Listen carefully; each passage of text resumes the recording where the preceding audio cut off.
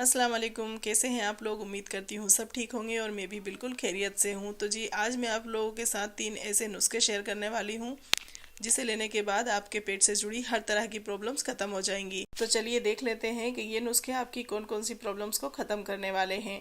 तो सबसे पहली चीज़ के खाना खाते ही हमारे पेट में हल्का सा दर्द होना, पेट का फूल जाना, खट्टी डकारें आना और जो है सीने में जलन होना, पेट में जलन होना, खाना खाने के बाद हमारा जी घबराना, उल्टी जैसा जी करना और कभी कभी तो हमारी डकारें गले तक आकर के ही रुक जाती हैं। और कभी कभी तो गैस हमारे पेट में इतनी खतरनाक तरीके से बन जाती है कि ये कभी हमारे सर में घुस जाती है और कभी हमारे जोड़ों में, जिसकी वजह से सर में अचानक से दर्द होने लगता है और जोड़ों में भी अचानक से चटीके जैसे चलते हैं और उसमें भी बहुत ही खतरनाक तरीके से दर्द उठता है। गैस बनने की वजह से कभी कभी तो हमारे पेट में इतनी ज़्यादा तकलीफ होती है कि हमें अपनी सांस को भी रोक करके रखना पड़ता है और हम धीरे धीरे सांस लेने लगते हैं ताकि हमारे पेट में दर्द ना हो। तो ये सारी ही प्रॉब्लम्स होती हैं हमारा खाना हजम ना होने की वजह से। गर्मियों में तो हम हेवी खाना खाने के बाद कुछ कोल्ड ड्रिंक वगैरह ले लेते हैं जिससे हमें थोड़ी देर के लिए राहत मिल जाती है, बट सर्दियों में तो हम वो भी नहीं कर सकते। तो आखिर सर्दियों में हम ऐसा क्या करें जिससे हमारा खाना भी हजम हो जाए और हम हेवी खाना भी खा सकें? तो आपने कुछ नहीं करना है, कोई पैसे वगैरह खर्च नहीं करने हैं, बस ये तीनों रेमेडीज़ एक बार ज़रूर ट्राई करके देखनी है। तो इन तीनों रेमेडीज़ में से जो भी आपको पसंद आए वो आप रेगुलर ले सकते हैं, इसके कोई भी साइड इफ़ेक्ट्स नहीं हैं। तो चलिए देख लेते हैं इन्हें बनाना कैसे है। तो यहाँ पे मैंने 50 ग्राम अजवाइन ले ली है। इसे मैंने अच्छे से छान करके बीन लिया है, इसके कंकर वगैरह इसमें से मैंने साफ़ कर लिए हैं। और इस रेमेडी को बनाने के लिए हमें चाहिए होंगे 2 नींबू। तो 2 नींबू लिए थे मैंने और उनको इस तरह से 2 टुकड़ों में काट करके रख लिया है। तो अब हम क्या करेंगे कि ये जो हमारी अजवाइन है इसको हम इस प्लेट में निकाल लेंगे। तो जब भी आप इस रेमेडी को बनाएं तो पहले आप 50 ग्राम अजवाइन से ही इसे बना करके देखें। अगर ये आपको फ़ायदा करती है तो फिर आप इसे ज़्यादा मात्रा में बना सकते हैं। तो ये आप देख सकते हैं कि मैंने इस अजवाइन को अच्छे से इस प्लेट में फैला दिया है। अब इस पे हम ये आधा नींबू लेंगे और इसका रस जो है इस अजवाइन पर निकाल देंगे। तो नींबू को हमें अच्छे से निचोड़ कर इसमें इसका रस निकाल देना है और अब हम इसे चम्मच की मदद से अच्छे से मिक्स कर लेंगे। तो इसे हमें अच्छे से मिक्स कर लेना है और अब वो जो आधा नींबू था उसे भी हम इसमें इसका रस निकाल देंगे। तो ये आप देख सकते हैं कि मैंने अच्छे से निचोड़ करके इसका रस निकाल दिया है। अब इस अजवाइन को हम फिर से अच्छे से मिक्स कर लेंगे एक बार। ये आप देख सकते हैं मैंने इसे अच्छे से मिक्स कर लिया है।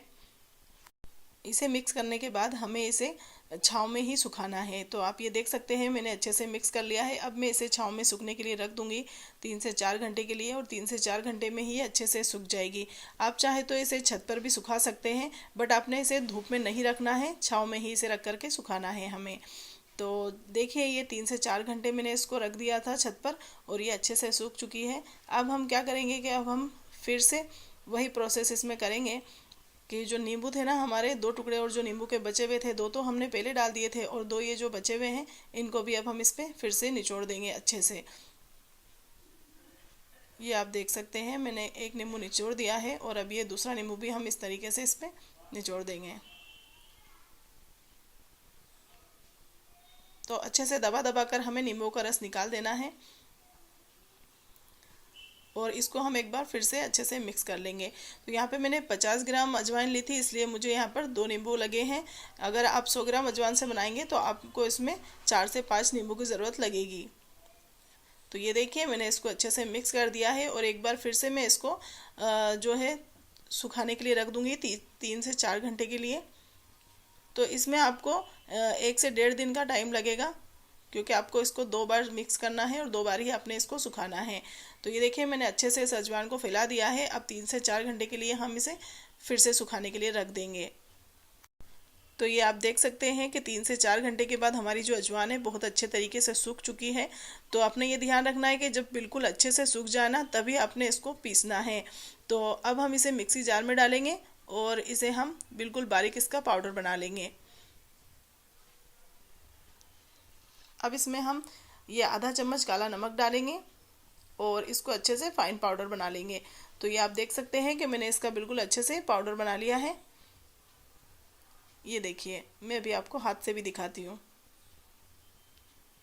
ये बिल्कुल बारीक पाउडर है इसका। अब हम इस पाउडर को एक प्लेट में निकाल देंगे। तो ये देखिए हमारा बहुत ही अच्छे तरीके से पाउडर बन चुका है, क्योंकि मैंने जो हमारी अजवान है उसको बहुत अच्छे तरीके से सुखा लिया था, इसीलिए इसका ये इतना बारीक पाउडर बन सका है।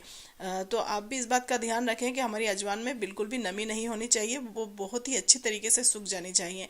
अब आपने इसे कैसे लेना है कि आपने आधा चम्मच ये पाउडर ले लेना है और 1 गिलास आपने गुनगुना पानी ले लेना है, और इन दोनों चीज़ों को आपने दोपहर के खाने के बाद ले लेना है, या फिर आप इसे डिनर के बाद भी ले सकते हैं, या फिर आप इसे ब्रेकफास्ट के बाद ले लें या फिर डिनर के बाद ले लें।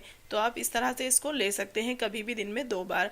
तो ये तो हो गई हमारी एक रेमेडी। अब मैं आपको दूसरी रेमेडी बना करके दिखाती हूँ कि अगर आप इस चूरन को ना खा सकें, आपको इसका टेस्ट अच्छा ना लगे, तो फिर आपने इसे किस तरह से खाना है। तो यहाँ पे मैंने ले लिया है थोड़ा सा गुड़, तकरीबन 50 ग्राम गुड़ है ये। अब इस गुड़ को हम इस तरह से ग्रेट कर लेंगे। तो इस तरह से हम इस गुड़ को इस घिसनी पे घिस लेंगे और बिल्कुल बारीक बारीक हमें इसको घिस लेना है। ये बहुत ही आसानी से घिसा जाता है इस पर। तो ये देखिए मैंने तकरीबन 1 से 1.5 चम्मच, जो चाय का चम्मच आता है ना, बस उसी चम्मच से मैंने 1 से 1.5 चम्मच गुड़ यहाँ पे ग्रेट करके रख लिया है। ये जो गुड़ वाली रेमेडी है ना, इसे आप बच्चों को भी आसानी से खिला सकते हैं। ये बहुत ही टेस्टी लगती है और बच्चे इसे बहुत ही खुशी खुशी खा लेंगे और खाने से बिल्कुल भी मना नहीं करेंगे। तो इस गुड़ में जो है अब हम 1 चम्मच के करीब ये पाउडर मिला लेंगे जिसे हमने पीस करके रखा था। तो इस पाउडर को मिलाने के बाद हम इसको अच्छे से मिक्स करेंगे, और अगर हमें ज़रूरत लगी तो हम थोड़ा पाउडर और बाद में ऐड कर लेंगे। तो ये देखिए इस तरीके से आपने अच्छे से इस पाउडर को इस गुड़ में अच्छे से मिक्स कर लेना है। तो मुझे इस गुड़ में थोड़ी से पाउडर की ज़रूरत और है, तो मैं इसमें थोड़ा सा और ऐड कर लूँगी ताकि इस गुड़ से हमारी अच्छे से छोटी छोटी सी गोलियाँ बन सकें। तो ये आप देख सकते हैं कि मैंने थोड़ा सा पाउडर और इसमें ऐड कर लिया है। अब इसे भी हम अच्छे से मिक्स कर लेंगे। तो चम्मच से मिक्स करने के बाद हम इसे अच्छे से हाथों से मिला लेंगे ताकि इसका एक छोटा सा डो बन जाए। तो ये आप देख सकते हैं कि इसका एक छोटा सा डो बन चुका है। तो अब इस डो में से हमें जिस साइज़ की भी गोलियां बनाना है उतना उतना हम तोड़ करके अलग कर लेंगे। तो ये आप देखिए इसमें 5 से 6 गोलियां मैं बनाने वाली हूँ। ये मैं आपको सिर्फ बना करके दिखा रही हूँ, आप अपने हिसाब से बड़ी या छोटी बना सकते हैं जितनी भी आपको लेनी है।